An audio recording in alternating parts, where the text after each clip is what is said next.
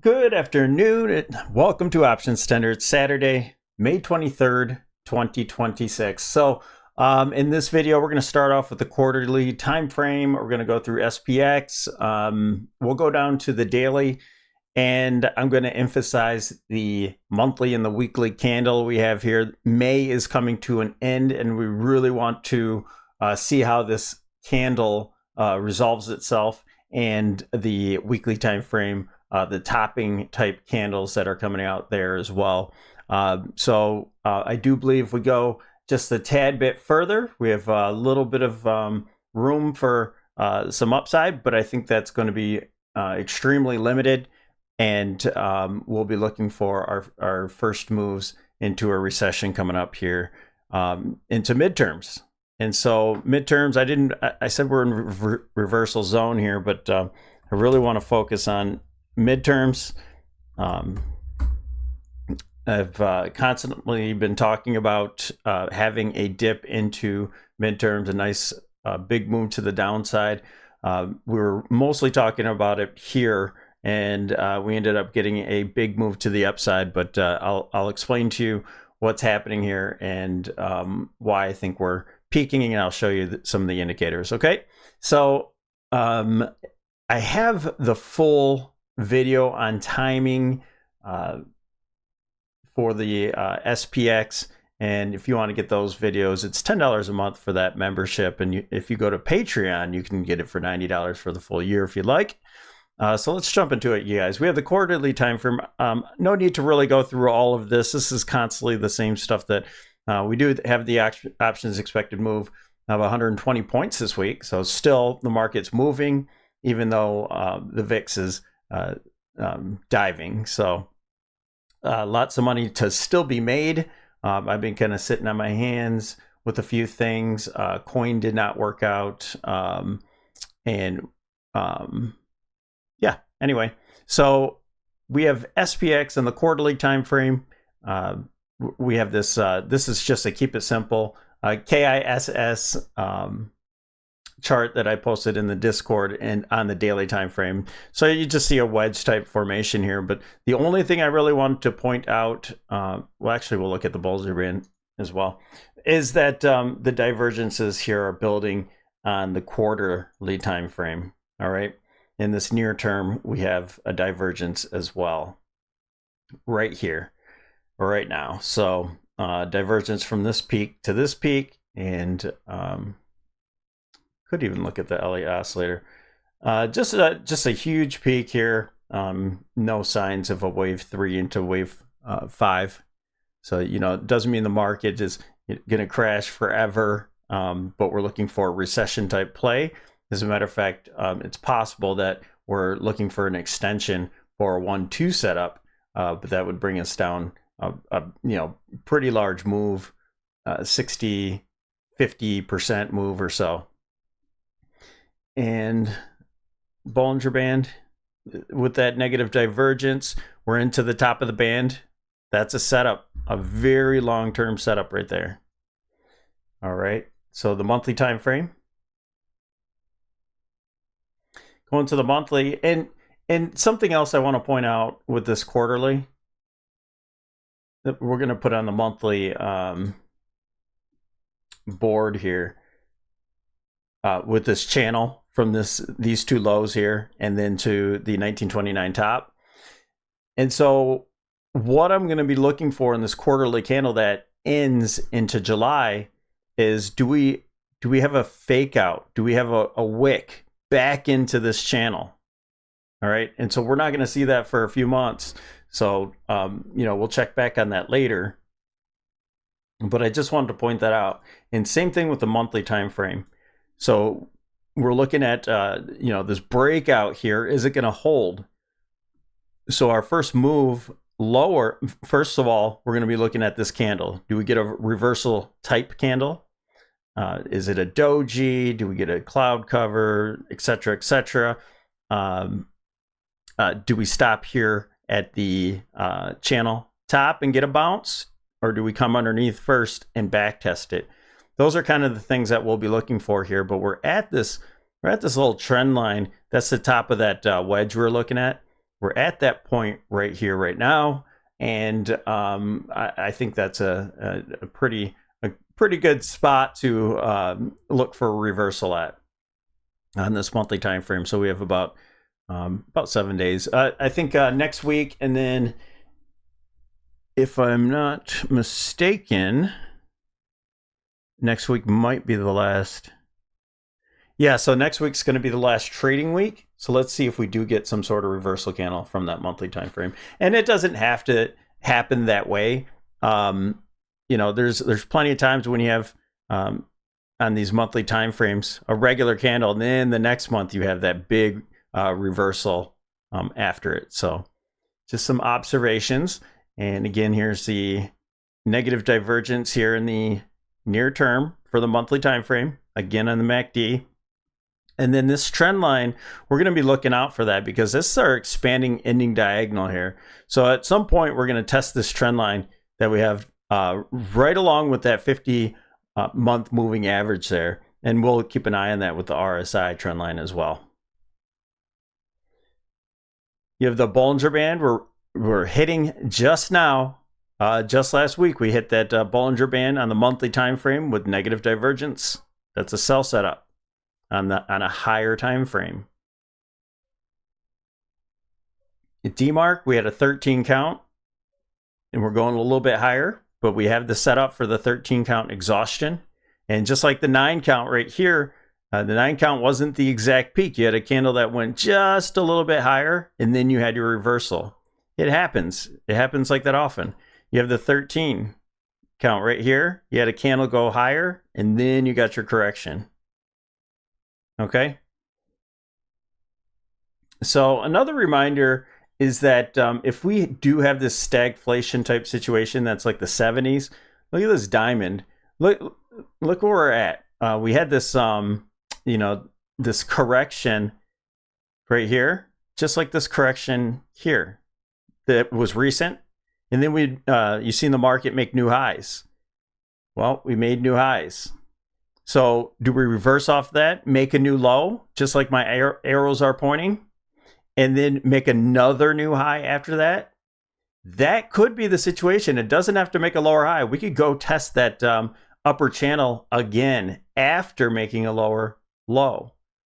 Okay, so we're going to keep these probabilities, keep these scenarios, in mind. For these long-term moves. This could be a sideways type move for a long time going into the 2030 or so. All right, this one was basically from 1965 all the way into the late 70s, almost 1980, where it made no gains here. And then you had the large move breakout from that consolidation. So some sort of consolidation and then a breakout, perhaps. Elliott oscillator in the monthly time frame, wave 3 into wave 5. Okay, I think this move is done. All right, and, a few points to the upside or so, but done. Weekly time frame, and on the weekly, again, we could move down to that possible channel and then get a bounce before heading lower, or if we put on our weekly board, this is the historic trend line from 1929 matching up with 2000. All right. And so here's the scenario I put out here. So do we, first of all, we hit our measured move already, went a little bit higher. Do we reverse back into this consolidation area? And, it could spike through a little bit. And that's where that, basically that channel is. Get that bounce and then come into the 1929 spot. I think we're actually going to have a bigger move than that. I think it's possible that you could get this expanding move here. And look where that takes us, right into the wedge bottom. Okay, and this would be an expanding type move. You have the wedge bottom here for an expanding ending diagonal. All right, and that's also a breakout point right here. I think that's more likely of a situation going into midterms for us. So we're gonna keep track of this, see how this goes. It doesn't have to be exactly like that. It can come down lower and go higher and have more of a symmetrical move. But it could be a little bit shorter on the A, B, C type move here. Okay. But I think ultimately going into August, the midterms, that we'll see, midterms are in November, September. So I think that's about November-ish. But we have some timing out here, and August, September, whatever. It really doesn't matter at this point. It's too far out, but we'll be looking for that into midterms. Okay, so you have your moving averages. Everything's still positive, way above that 8 EMA and the weekly time frame still. The trend is still up. And, it's going to be highly likely that we'll get some sort of reaction off of this 20 moving average to the trend indicator for us. All right. So first off, you have the 8, then you have the 20, and that just so happens to be at the breakout area. So I think this could be a good situation here. And in the near term, you could have some sort of A, B, C, a move into the 8, a bounce, and then a breakdown from it. Okay. So again, here is a situation where we don't have in the very near term negative divergence. Yes, we have the build up all the way across here, but usually I like to see a little bit in this near term. So I guess a scenario could be to where you pull back to that 8 EMA and still inch out a new high after that. So there could still be a larger degree wave 4 that's possible. So we'll keep an eye on that in the future. And that would give us a divergence there. But in the near term, we don't have anything yet, but it doesn't have to. It's not a requirement. On these lows here, look at that. You don't have any divergence. You just have a low, an oversold situation. So here's the Bollinger Band. We're at the top of the Bollinger Band, riding it there, and we're overbought. I think we'll get some sort of pullback here coming up soon, as soon as this week. So again, let's pay attention to that monthly candle. We have this possible like tweezer top action going on here. A lot of times you have multiple weekly candles at your resistance point, and then you get your reversal. We have 2 so far. I think we'll probably have a third here. All right.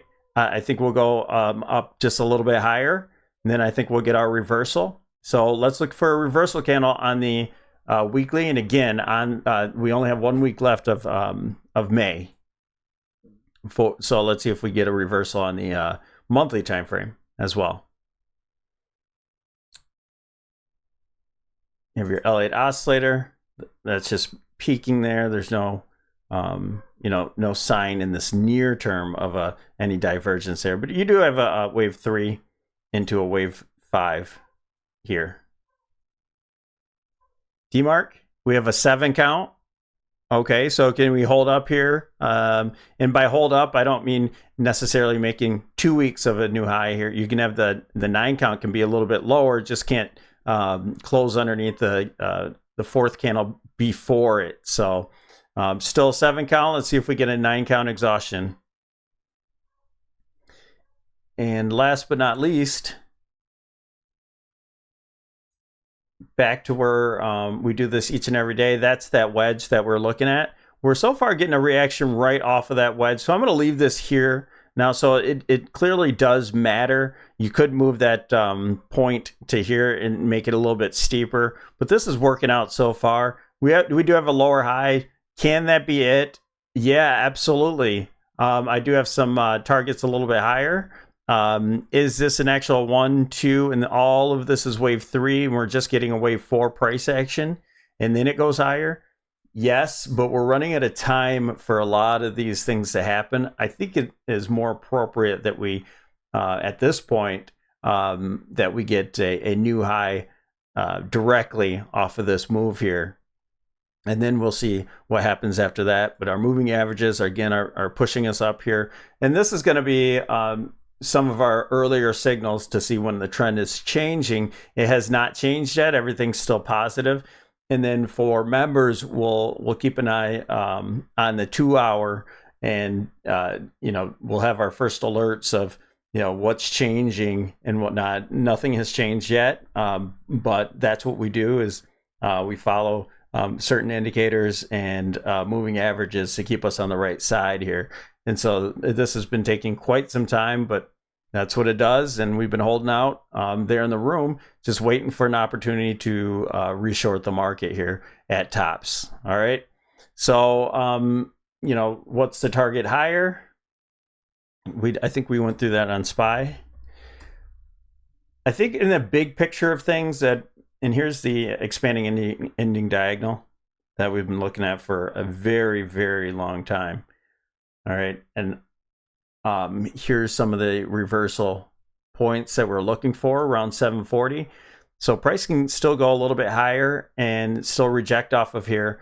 And, although it looks like, hey, we're getting above and holding, yes, you got to start off on the daily time frame, but know that if we reverse off of here, even if we go up to 753, for example, just a little bit higher, and I believe that wedge is up there as well, then on the higher time frames, after a rejection lower, you might have a monthly or even that quarterly candle that rejects off of with a wick off of this 200% extension and the 161. So don't think just because you're trading around it that's a confirmation. You have to go to different time frames, and the higher ones ultimately are in control. So, all right, but I am looking for a top here pretty soon. This could be a reversal candle. Did we top on a Friday? Doubt it. I seriously doubt it. This was a Thursday, so that was quite tricky there. And so we'll look for a Monday or Tuesday to kind of bring us up just a little bit higher. And on the near term, you can pull up some of your, and we might have done it already. You can pull up your last targets. Yeah, just a little above here.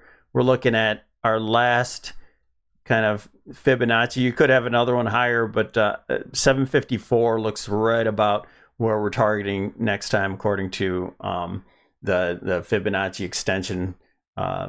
extensions there. So, and again, in the past videos this week, we're looking at the 382 being the wave 4 here, and so we're looking for a wave 5 to complete. And if that's the case, then we're done with this move here. But we're going to put on another Fibonacci retracement just in case we come down, hold the trend, and go for one more high after that.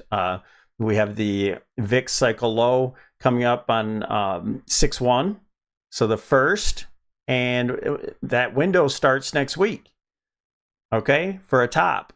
So you guys get ready for a possible reversal here and a change of trend. And we'll do these videos fairly often, and so don't forget to hit that notification bell. And if you do like this information, hit that like button, and don't forget to subscribe. And I'd love to see you guys in the membership, in the Discord, joining other traders in there. So thanks for watching here at OptionsTender. You guys have a wonderful rest of the weekend.